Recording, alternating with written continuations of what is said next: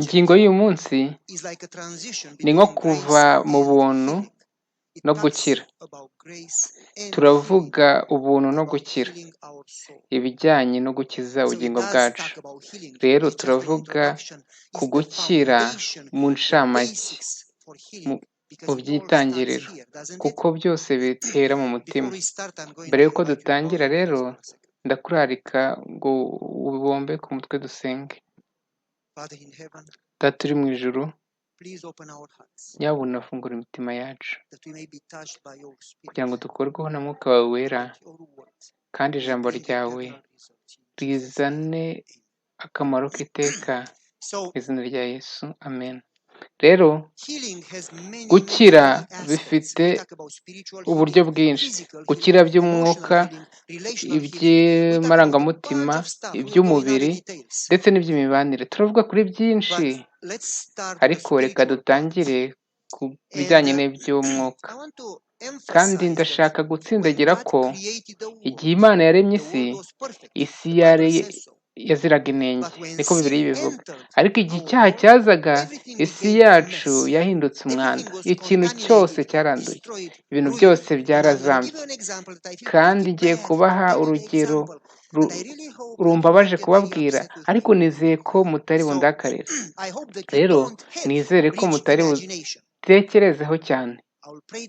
Ndasenga kugira ngo mutabyibazaho cyane. Uyu mwanya mube muse nk'abasinziriye, mwe kunyumva.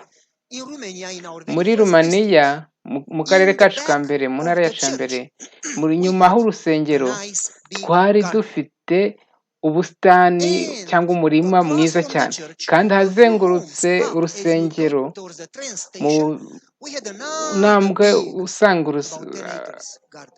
twari dufite undi murima munini nk'amahegitari menshi. Mbese twari dufite imirima ibiri minini. Igice kimwe cyari gifite inkeri, twari dufite inkeri nyinshi. Inyanya twari dufite byinshi, amapavuro byinshi, twari dufite byinshi. Nuko ntabwo twashobora kubyitaho twenyine. Twabwiye abantu batari bafite imirima, muze mwisange mufate ibyo mushaka. Buri muntu yarazaga agakora nk'uwikorera. Twese turarya, turasarura.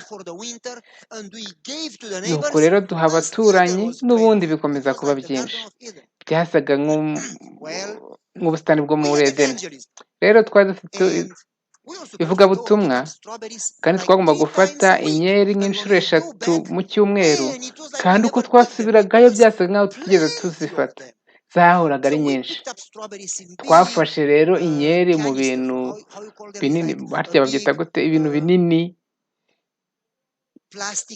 by'amaparasitike abana baterura, uko mwabyita kose simbizi.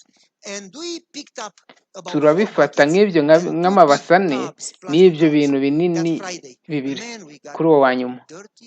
Twari tunaniwe kandi twanduye, ariko nuvuga guhindana, uvuge by'abana. Abana baba bameze nk'ingurube, baba banduye kuva ku mutwe kugera ku mano. Bari bahindanye, bari inkeri, kandi rimwe na rimwe bakajya kuzikinisha bazirya. Rimwe rero ntibazishyire mu kanwa, ahubwo ku myenda hose zikasaga. Rero muri Rumaniya hari umuco wo kuzimya mu mashanyarazi amasaha 4 ku munsi, kugira ngo babike amashanyarazi. Rero leta yashobora kubikora mu gihugu cyose amasaha 4 mu munsi. Umuriro ukagenda, nta mazi, nta firigo, nta kintu cyabaga gihari. Igihe rero nta mazi yabaga ahari, twari twarabwiye abana bacu. Ovi mutoya wa nyuma yari afite nk'imyaka 3, sibyo Dana? Undi mukuru nawe yari afite nk'imyaka 6. Iyo myaka baba basobanutse, uzi icyo mvuga. Rero narababwiye ni igihe amazi adahari, ntujya muri tuwarete ugakanda ukumva n'amazi arimo, uzirikane gushyiraho igifuniko upfundikire. Ariko nimba amazi ahari, ukande bwa mbere, ushyiremo uburoso uhanagure, wongere ukande. Kandi mujye mubyikora ko murakuze bihagije. Bati okay. abana rero twaje mu rugo tubwira abaturanyi tugomba kugenda dufite ivugabutumwa ntabwo dushobora kubitaho mu baturebere rero mu batureberere ntabwo tubajyana ku rusengero bameze nk'utugurube ntabwo twabajyana ku rusengero abaturanyi bati nta kibazo urugi ku rundi ndaza kureba abana bawe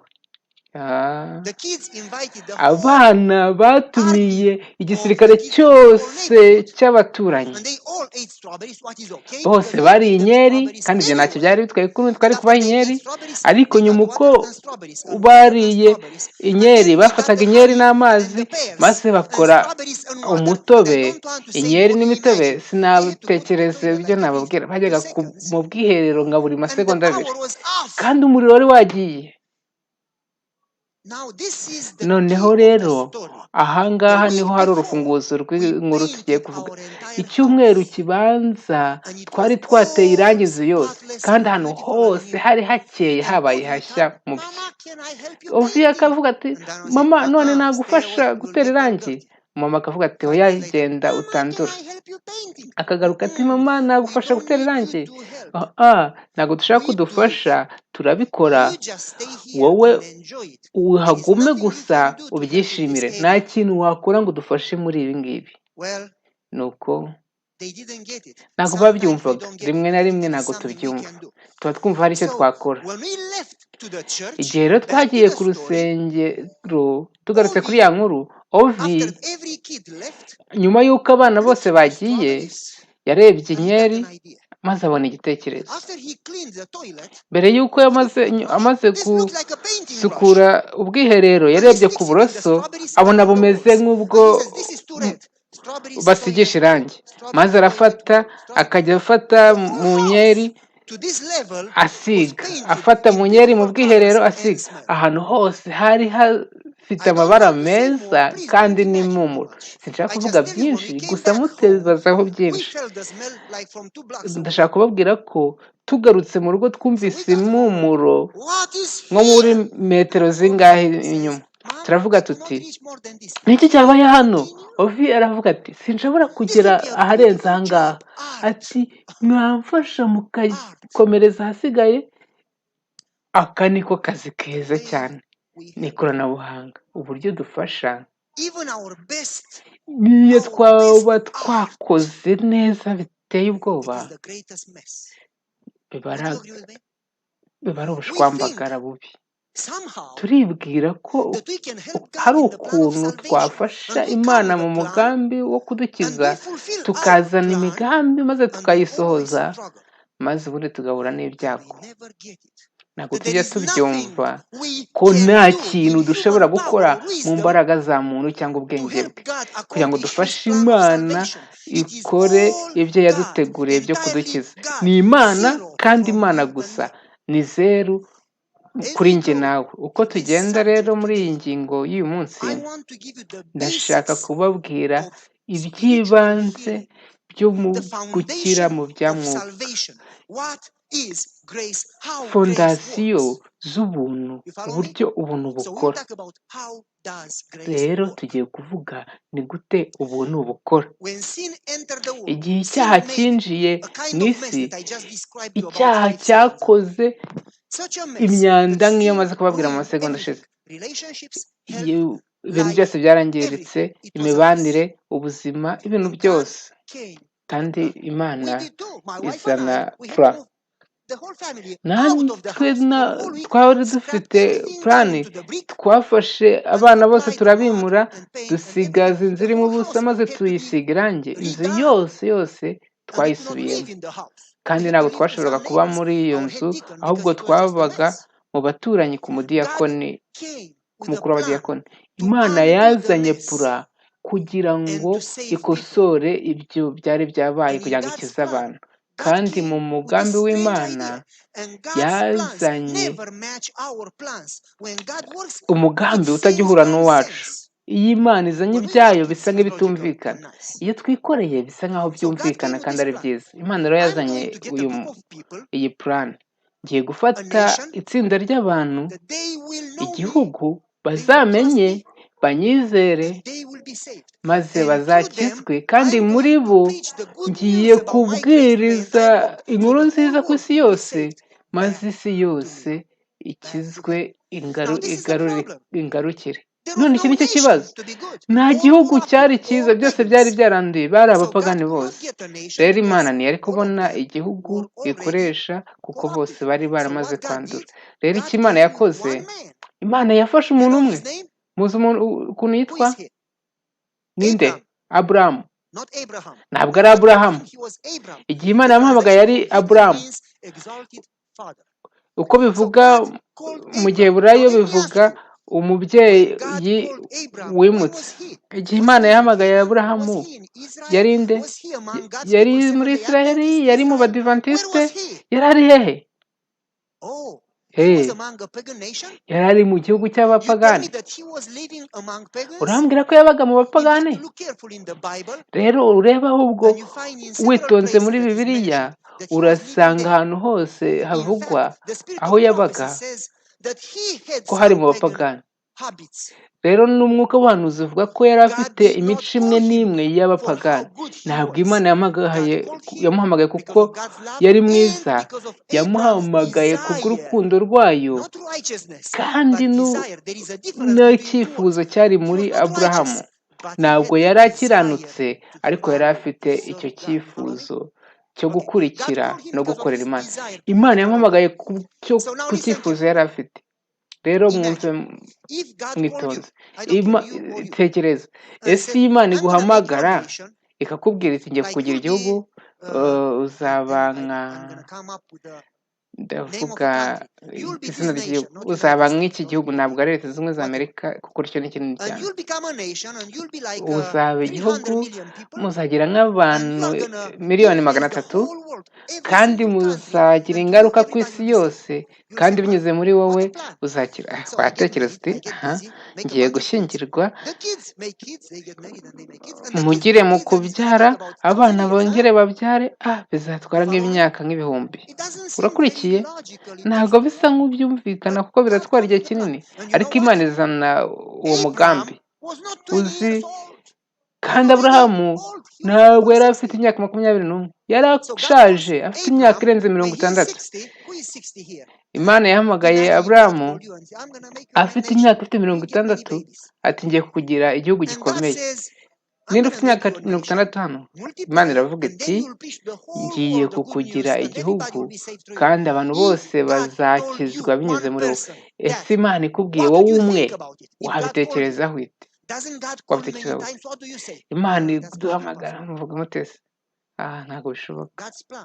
Imigambi y'Imana ntabwo iba isobanutse kuri twe, kuko dutekereza ibyo dushobora gukora atari ibyo Imana ishobora gukora. Imana rero yahamagaye Aburahamu. Ikibazo ni iki? Aburahamu arashaje, ariko umva, ashobora gushyingirwa nk'umugore ugifite imyaka 20, wenda byagira iki, ariko n'ubundi yari yamaze gushyingirwa, yashyingiwe Sara. Urabivugaho iki? Kandi wumve, nawe arashaje, nawe arashaje kandi yaracuze, ntashobora kubyara. Icyo ni ikibazo, si cyo se? Imana iyo ihamagaye kandi ikavuga ku buntu, Imana ifata ahantu utagira icyo ukoraho kugira ngo uzamenye ko ari Imana ubwayo yakoze ikintu. Nuko Imana ikorana isezerano. Aburahamu ntabwo yari umwere, ntabwo yari avuye mu bantu b'Imana, kandi muri icyo gihe nta bantu b'Imana bari bahari, yari avuye mu bapagani. Imana igirana isezerano nawe. Mu Itangiriro 12, nzakugira igihugu gikomeye, ngukube, nguhe izina rikomeye, uzaha umugisha w'abandi bose. Abandi bose aho uzaha umugisha bazahabwa, buzavuma bazavumwa, kandi imiryango yose izahererwa muri wowe umugisha. Iyo mirongo turayizi, tuyizi. Nuko inzira z'Imana mu gukiza umuntu ntabwo zumvikana, nta busobanuro waziha. Yewe ushobora kuvuga uti kuri Aburahamu ntabwo bikaze, kuko uzi uko inkuru irangira, kandi ukaba utari muri iyo nkuru. Ariko iyo uba uri muri iyo nkuru, wenda ukaba Aburahamu, ntabwo byari kuba byoroshye. Wari gushidikanya, ukibaza, ugatitira, ukavuga uti ahari ntabwo bivuye ku Mana, none se mbyizere? Ntabwo tubikora nk'ibyo se? Nuko rero torero mwumve mwitonze. Imana ntabwo ikeneye abantu bafite uburyo kandi bashoboye gusohoza imigambi yayo. Imana ikeneye abantu bayizera. Mwanyumvise? Imana ntabwo ihanganye n'abantu bashoboye, ntabwo ihanganye n'abantu bafite uburyo, ahubwo irabakunda. Aburahamu yari afite uburyo, ariko uko twizera ibyo dushoboye, Imana ntabwo ishobora kudukiza.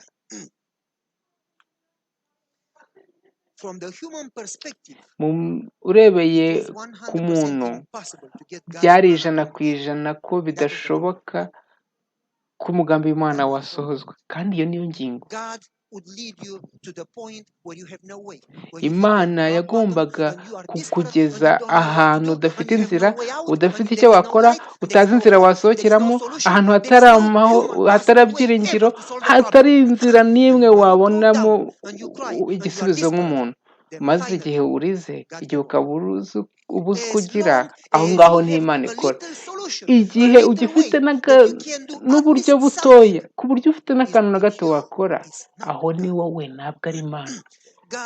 Imana ntabwo igendera ku bwenge cyangwa imbaraga cyangwa ubushobozi bw'abantu, ntabwo igendera ku byo dushoboye, ni ibyo ishoboye. Imana ntabwo ikeneye abantu ngo bayisohoreze imigambi. Rero Aburahamu yabaye umukire, yari afite igisirikare, afite amafaranga, afite imbaraga kandi ari umusirimu, ariko hari ikintu adafite, ni abana. Rero Imana iguha isezerano, none ikora iki? Urasenga, Imana ikagusubiza, maze ikaguha isezerano. Uzi icyo ikora? Irakwihorera, nta kintu ikora. Ni nk'uko Imana yabwiye Yosefu ati nzakugira ukomeye ku bavandimwe bawe n'umuryango wawe. Uzi icyo yakoze? Yashyize Yosefu muri gereza, umucakara muri gereza. Igihe imigambi y'Imana ikoze, buri gihe bijya mu nzira zidasobanutse ku bwenge bwa muntu. Iti nzakugira ukomeye, ikakugira umukene, ikakugira umuyobozi, maze ikakugira umucakara. Igihe Imana ari ikoze, ibintu byose bisa nk'ibyangiritse. Niba byagiye mu cyerekezo cyiza, rero uwo ni wowe, kubera ko Imana igomba kukuvunagura kugira ngo igukize, kugira ngo igukoreshe. Rero Aburahamu yari afite ibintu byose uretse ko nta mwana yagiraga. Imana iramusura ku nshuro ya kabiri. Bwa mbere byari mu itangiriro kuva 12, none ubu ni mu itangiriro 15. Imana iramubwira iti wigira ubwoba Aburahamu, ni njyewe ukurinda. Aravuga ati Mana, nta mwana ngira, uzafata ibyanjye na Eliyezeri w'i Damasiko. Imana iravuga iti uyu ntabwo ari we uza kuzungura, umuntu uzava mu mubiri wawe niwe uzakuzungura. Ati reba hejuru ku murongo wa 5 n'uwa 6, iramubwira iti reba ku ijuru ubare inyenyeri niba ushobora kuzibara. Rero niko urubyaro rwawe ruzamera. Urabwira umuntu ushaje? Imana ikavuga iti abana bawe bazangana nk'inyenyeri. Wavuga iki se ari wowe? Ku murongo wa 6, umva witonze. Aburahamu yizera Imana, Imana imwegurira, imubara nk'umukiranutsi. Mu gihe baravuga ngo Aburahamu yizeye Imana, maze Imana imufata nk'ukiranuka nk'Imana ubwayo. Igihe yizeye Imana, muri ayo masegonda yafashwe nk'umuziranenge nk'Imana ubwayo. Icyo si ikintu? Rero torero mwumve mwitonze kuko ubu turatangiye.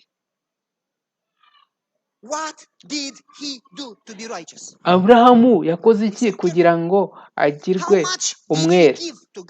Ni iki yahaye Imana? ni ibiki byiza yakoze se? Ni iyihe migambi yahinduye ngo ateze imbere? Nuko se yazirije isabato? Kunyumva nabi tugomba kubahiriza isabato. None se yamugize umukiranutsi kuko hari icyo yakoze? Kuki dushaka kugira ibyo dukora kugira ngo tubarwe nk'abakiranutsi, kandi gukiranuka ari impano y'ubuntu? Ni ryari gukiranuka kwabariwe kuri Aburahamu? N'igihe yasize igihugu cye? Oya. Igihe yatanze umwana we? Oya. Mbere y'uko ikintu cyose cyahindutse, igihe Imana yamusangaga ikamubwira iti dore ibyo nibyo nzagukorera atari kubera uwo uri we, Aburahamu yarizeye.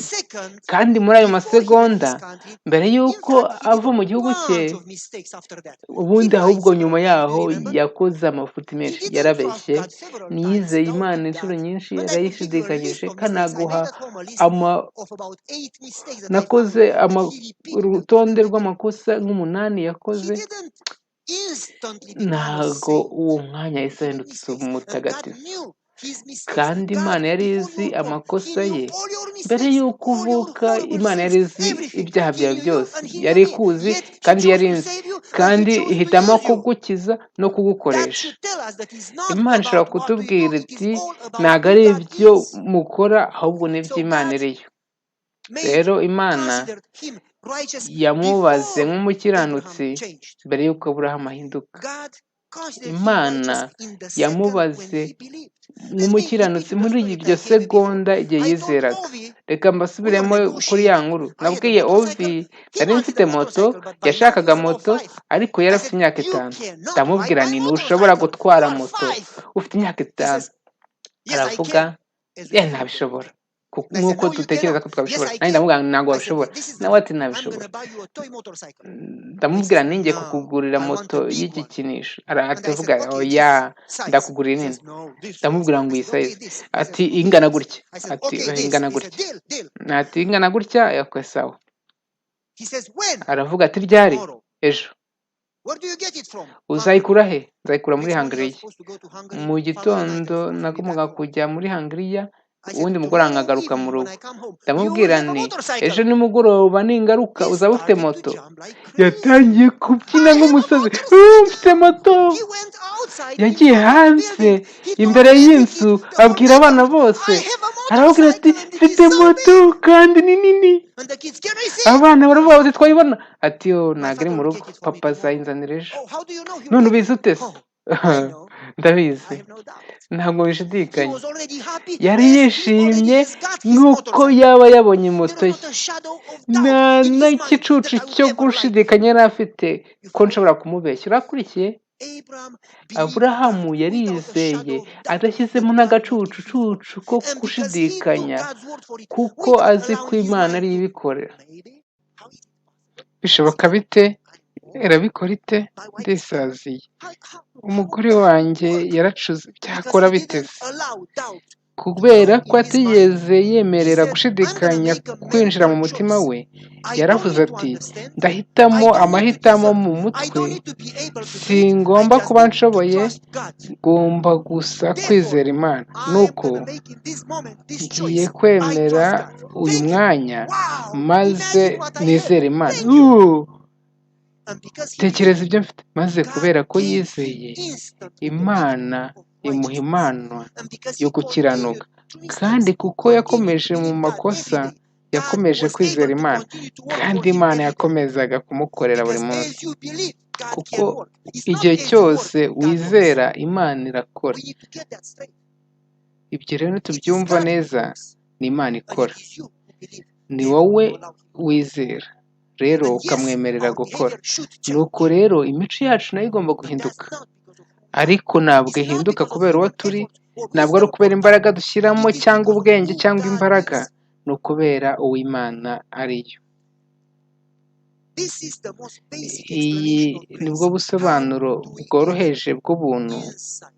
Ni gute twakira muri twebwe gukira byo mu mutima? Bishobora gusa nk'aho bidashoboka tubishyize mu bitekerezo bya muntu bisa nkaho neza neza bitashoboka, ariko reka mbiceho akarongo. Kwizera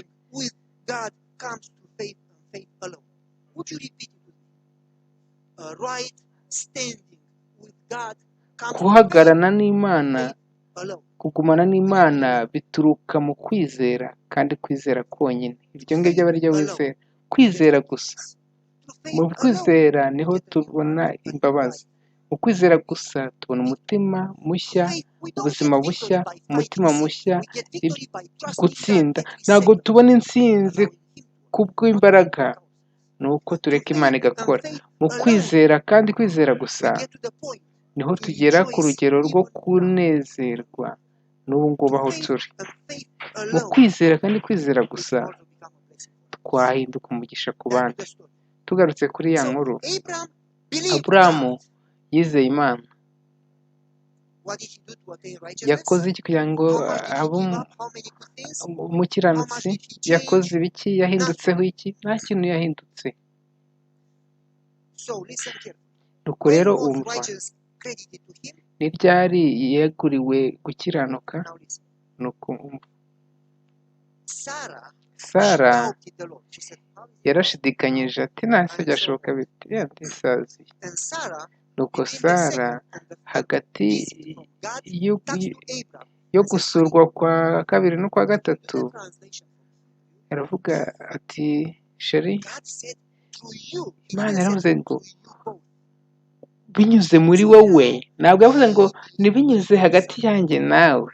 Ahari dushobora kugira icyo kora, uramutse ushyingiranywe n'umukozi wanjye, Imana yaravuze ngo binyuze muri wowe, ahari wagirana umwana nawe, noneho ugafasha Imana gusohoza isezerano. Ntabwo ibyo tubikora, buri gihe tuzana imigambi tugasenga, maze tujya imbere tugahita tubikora, ntitunategereze ngo twihangane ngo duhe Imana umwanya ikore.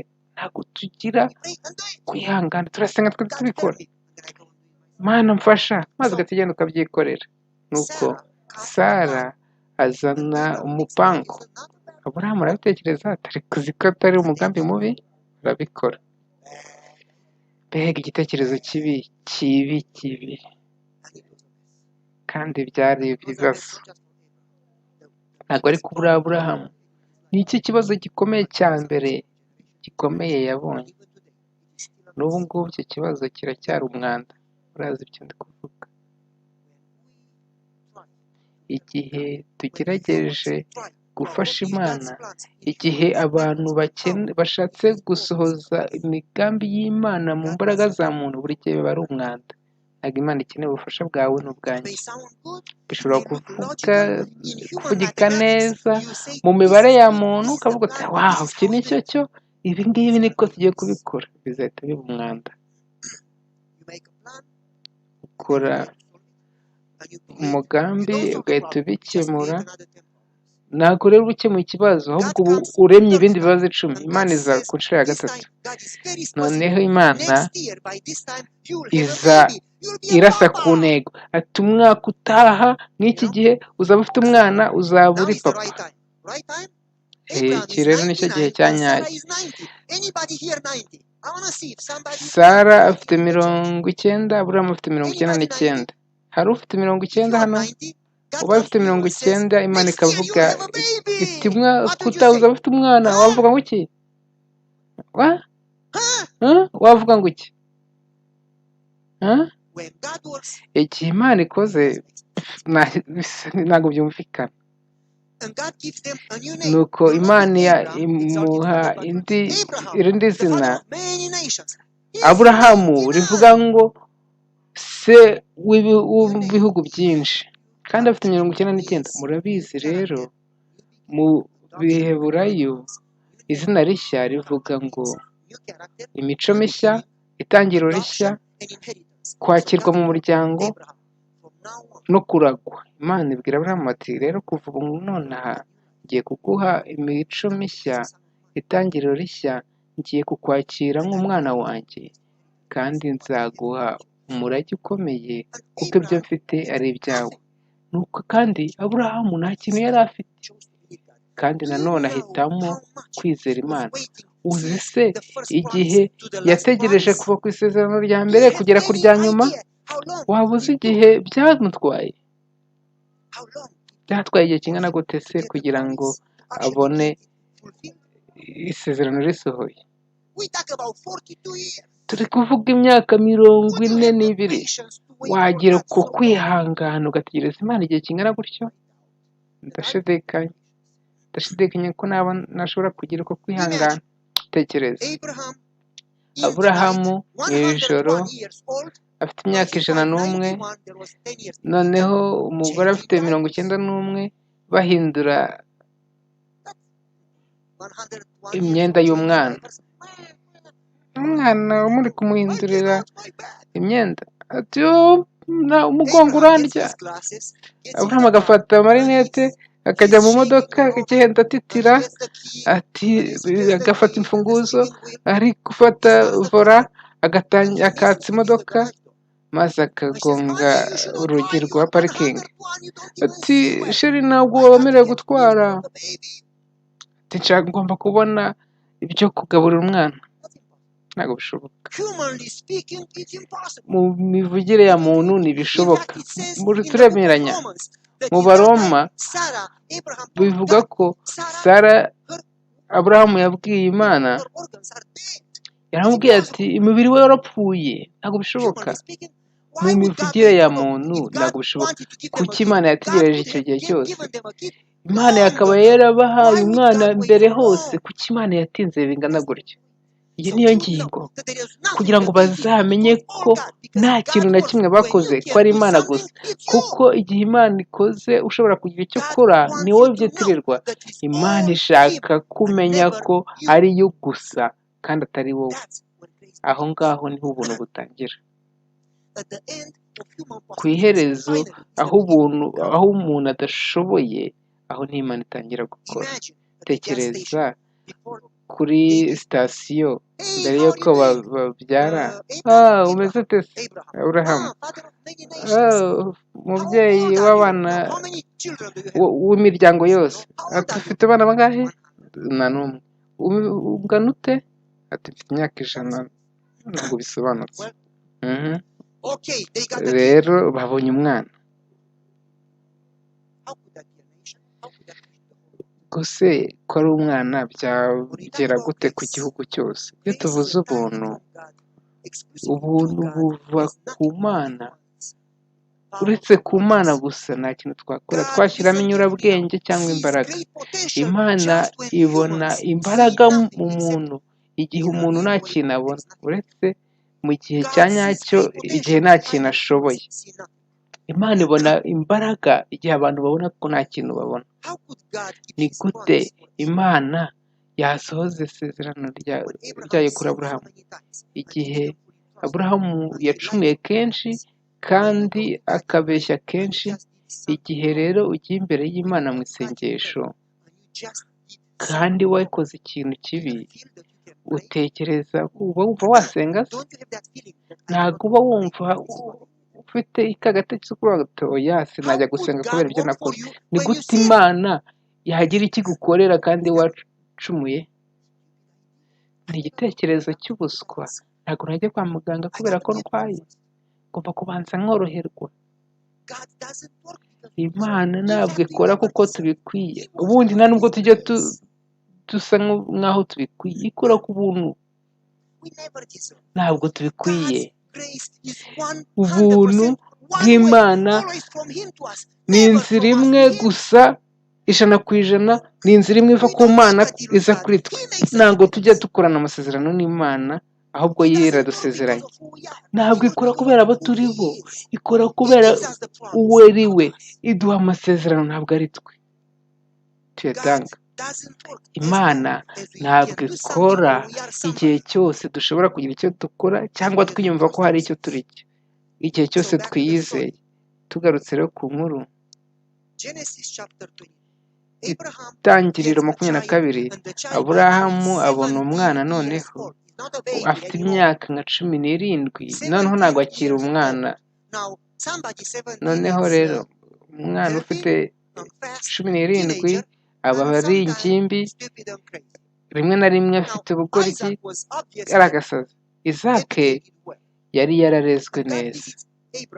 Imana none isura Aburahamu. Imana iramubwira, uzi, ndashaka gufata umwana wawe, uwo mwana wawe wonyine ukunda, ibyiringiro byawe, wari we muntu w'agaciro ufite mu buzima bwawe, ndashaka ko umutamba ukamwisha ku bwanjye.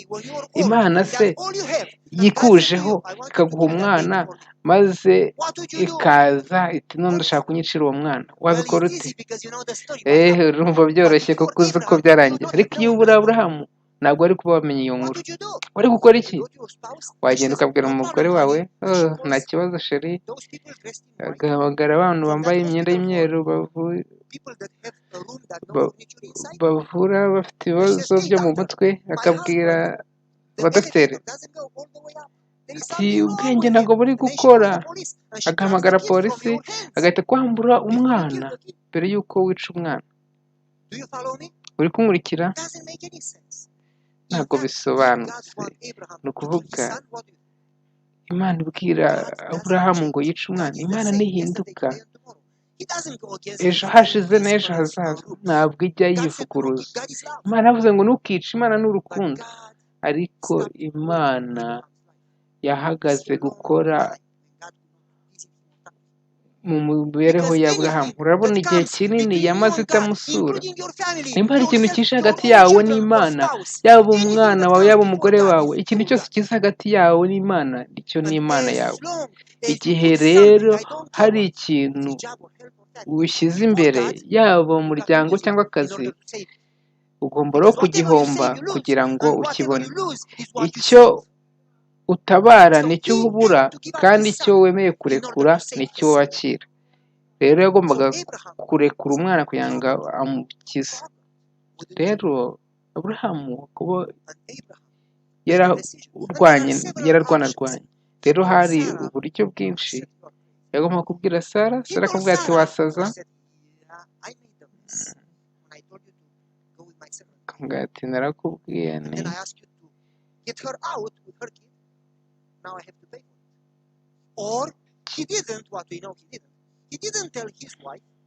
cyangwa se ntabwo yari kubwira umugore we nk'uko nyine yabikoze, maze akasiga agapapuro ati turi bugaruke tugiye kuroba, maze nimugoroba akataha avuga ati naje njyenyine umwana namwishe.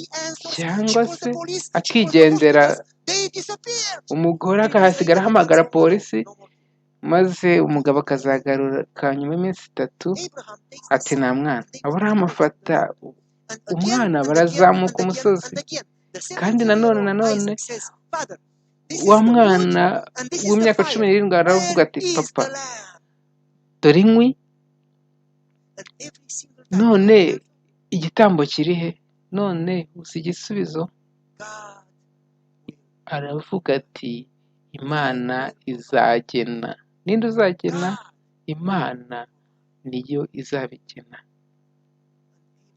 Kandi Aburahamu iminsi 3 abitekerezaho, yize isomo ko Imana yamuhaye umwana ari nayo ishobora kumumurindira. Imana yaguhaye umuryango niyo ishobora kugumanira. Imana yaguhaye ubuzima niyo ishobora kukurindira. Imana yaguhaye akazi niyo ishobora kukurindira. Imana igomba kuza mbere. Nuko rero aravuga ati Imana ishobora kumuzura cyangwa ikamundi. Ati ndashyira Imana imbere. Igihe rero Aburahamu nanone yahisemo kwizera Imana, adashyizemo gutekereza kwa kimuntu, igihe yizeye Imana rero yabwiye umwana we ati rero uri igitambo. Rero ibuka noneho ko Aburahamu afite imyaka 118, umwana we afite 17. None ubu rero umwana yashoboraga kwiruka, kandi Aburahamu yari kumufata, yari kubyanga akarwana, ariko Isake yahisemo kwemera igitambo. Nahitamo kwitamba kubw'Imana yacu. nuko rero igihe rero yari ari ku gitambiro basezeranaho amusoma, igihe papa avuga ati urabeho, agafata icyuma maze akaboko kakamanika, hari icyabaye muri uwo mwanya. Igihe nta bindi byiringiro, ibintu byose bisa nk'ibirangiye, byose bigiye, aho niho Imana noneho ikora.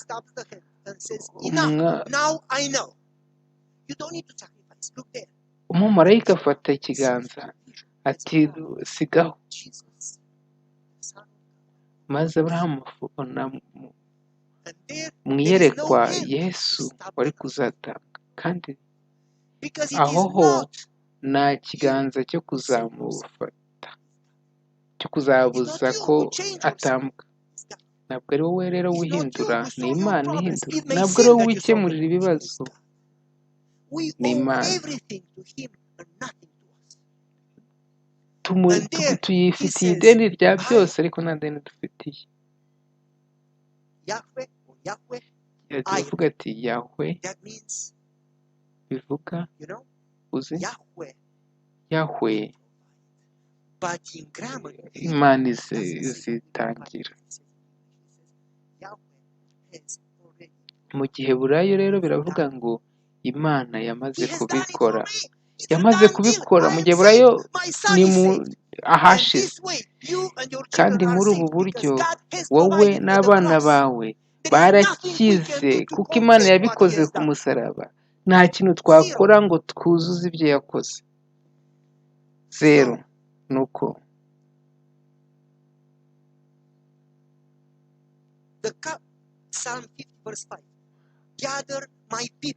Zaburi 50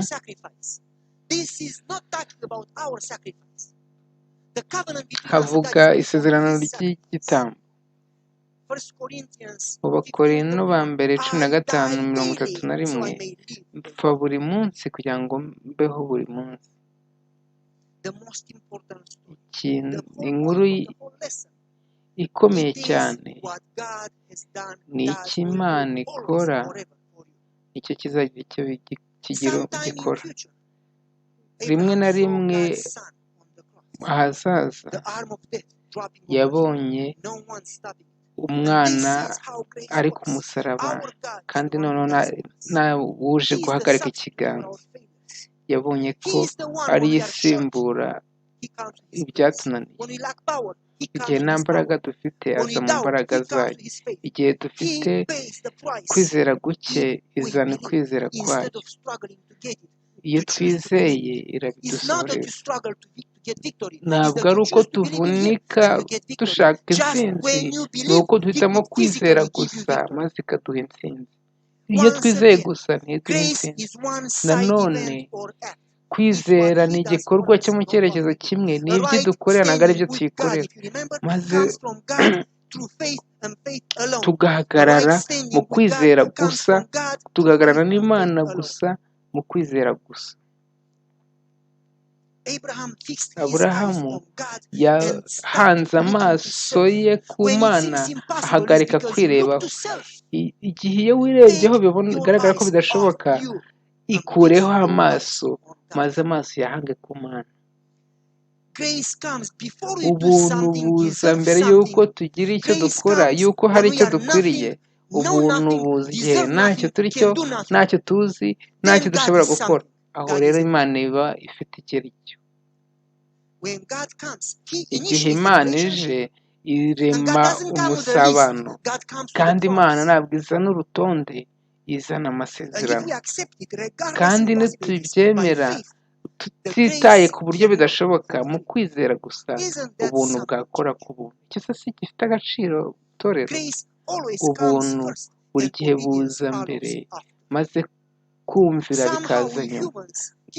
Hari ukuntu nk'abantu duhora dushaka imigambi, ubuntu bushingiye ku mugambi w'Imana no gukora kwayo. Ni igitekerezo cya gipagani gutekereza ko hari icyo ushobora kwikorera. Kugira icyo gitekerezo cy'uko wazana Imana ukavuga uti dore icyo nakoze, noneho ndumva nishimye hari icyo nakoze. Ibi ni byo bitekerezo. Niba hari icyo nakoze kibi, ngomba kugira ikintu nkora cyiza kugira ngo tubiringanize. Sibyo? Icyiza n'ikibi. Buri gihe ni iki Imana ishobora gukora. Ntabwo ushobora kuza ngo uvuge ngo dore icyo nakoze. Ibuka ko kuguma imbere y'Imana biva ku Mana binyuze mu kwizera kandi kwizera gusa. Rero ni ibi ngibi mbabaza gutorera. Ese uzahitamo kwizera burundu utagerageje kubisobanura cyangwa ngo ureke hazamo igicucucucu cyo gushidikanya? Wahitamo none kwizera kubera ko gukira bitangirira hano, kandi iyo uri hano Imana ishobora gukora ahandi hose. Wahitamo none kumwizera utemereye ibitekerezo byawe kumwizera n'agasegonda kamwe. Wahitamo none kwizera niyo byaba bisa nk'ibidasobanutse, nta umucyo, nta cyizere mu mirebere ya muntu. Ashobora gukora ibirenze ibyo dushobora gusaba n'ibyo twatekereza. None se ugiye kwiyizera cyangwa kwizera Imana, ukizera ijambo ryayo? Ukwizera gusa ubuntu bwayo bushobora gukora, buzagukiza, buguhindure kandi bugukoreshe. Ubuntu butangira intambwe yo kukoza, butangira guhuza n'Imana, byose bishingiye ku bw'Imana iriyo binyuze mu kwizera, maze tukumva twakijijwe kandi twejejwe. Ngiye kubasomera hano.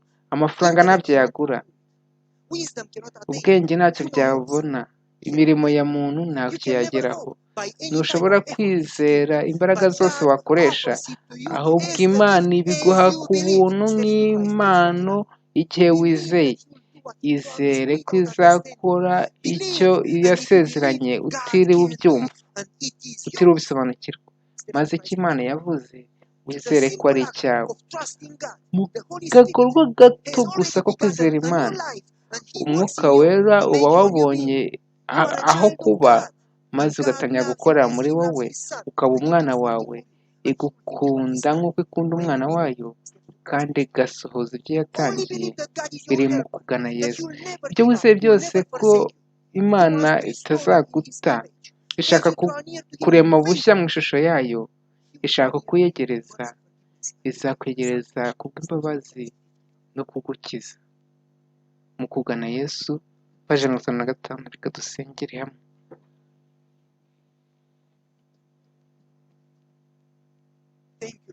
Urakoze Data kubw'Imana itagira akagero y'ubuntu. Duhisemo kukwizera tutizeye ibijyanye nawe, ahubwo kukwizera wowe wese. Kandi tuzi ko igihe twizeye uzakora kandi watangiye gukora. Turagusingiza mu izina rya Yesu.